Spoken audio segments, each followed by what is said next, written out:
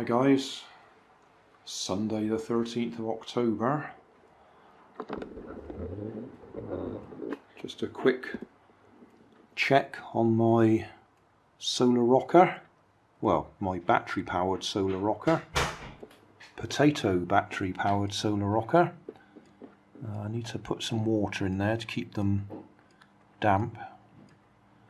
But she's been going for several days now off that battery.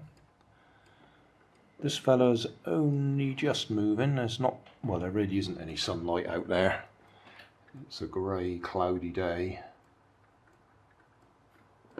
And then this one that I did with the gone off lemon only ran for about an hour or so. Well, maybe a couple of hours. And then I had to give it a little bit of a squeeze to get the juices flowing again. And then it started again. And then it stopped after another hour or so. And as you can see, I've just started it again. Just by giving it a little squeeze to move the juices around a bit. It's only just moving, but... So that's just running off a single lemon with copper and zinc.